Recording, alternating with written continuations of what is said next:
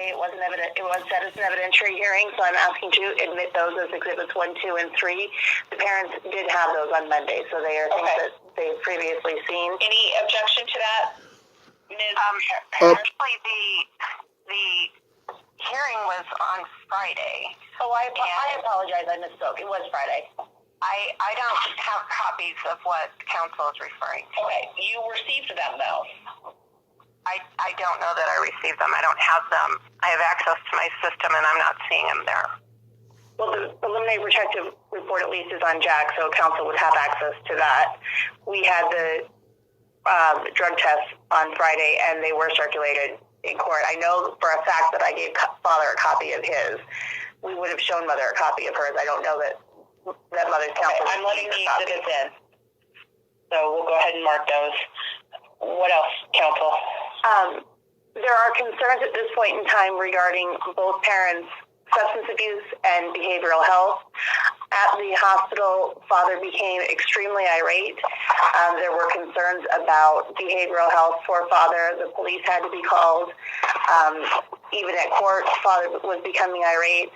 And so at this point in time, the department is asking that the parents proceed with substance abuse testing and treatment and psychological evaluations prior to assessment.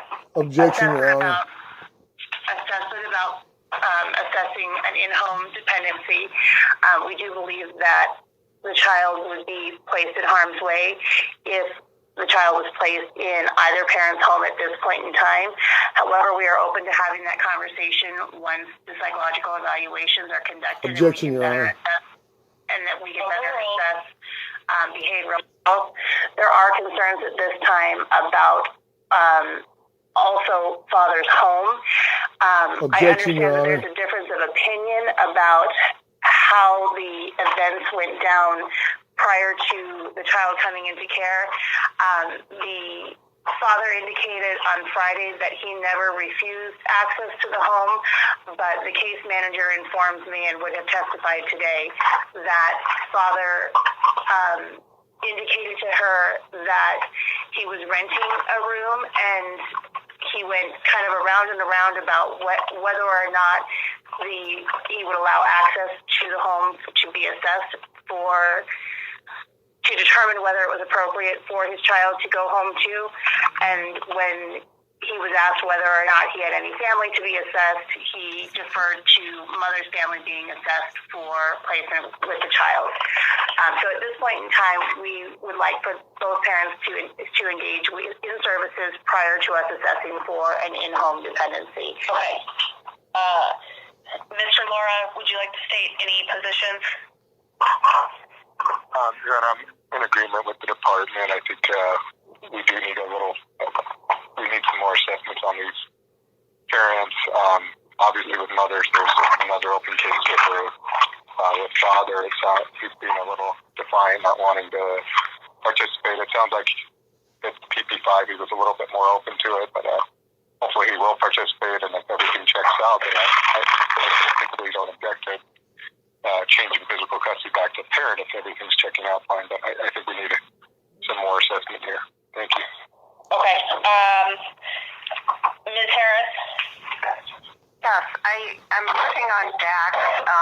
The only positive test that I'm seeing is that mother tested positive for THC. She does have a medical marijuana card, so that should not be an issue as far as any kind of temporary custody.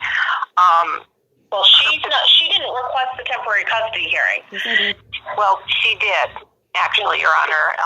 When father requested it, mother indicated to me that she wanted it as well, and so I did make that request. But her position even is that father does have a safe place for the child to live, and she supports the child being returned to their care. Okay. Ms. Harris, I was under the impression that your client was not requesting this, which is why I allowed you to appear telephonically for evidentiary hearings. I am not generally allowing telephonic appearance, and this is a temporary custody evidentiary hearing. That's my error because I thought you were not contesting that or requesting that. Mr. Based on what everybody don't want earlier, but based on what everybody else said here today, is there something else you want me to know? Ma'am, nobody has been to my house to assess my house, and when I said that I would be fine with them coming to look at my house, but my only concern was that I wanted to see a lawful order for them to take my child, and everybody's pointing to the fact that I'm getting. Everybody's pointing to the fact that I'm getting irate with the people, but they're taking my child. I'm a father. I understand that, sir. I can understand that. Counsel, this child was removed with a warrant. No. With the court authorization, Your Honor, and Father did address this with Commissioner Ireland the other day, and Commissioner Ireland did inform him. The court authorized the removal. Yes, Your Honor, and Commissioner Ireland informed him that he had only part of the court order in his possession, and that the full court order was a part of the packet that I provided him that day.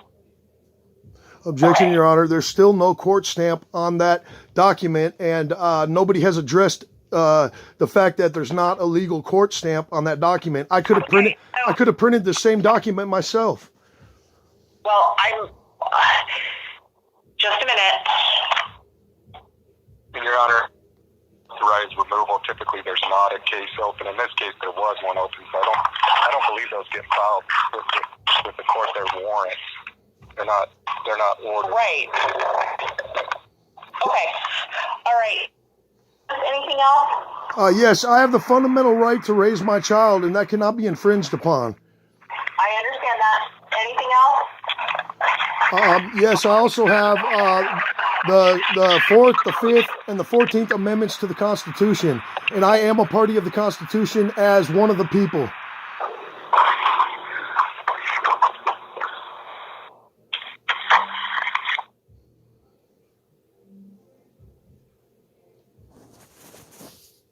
Okay.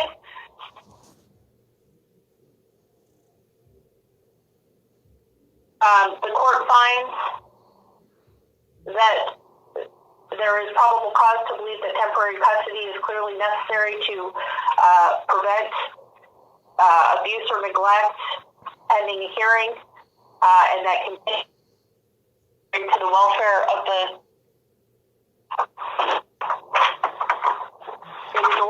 ordering the child a temporary ward of the court pending the dependent. Objection, Your Honor. Yeah, well, you can object, sir. I'm issuing a ruling. That's not how this works. Counsel, what else do we need to cover? Your Honor, Commissioner Ireland ordered us the other day to do a walkthrough of the child's great aunt's home.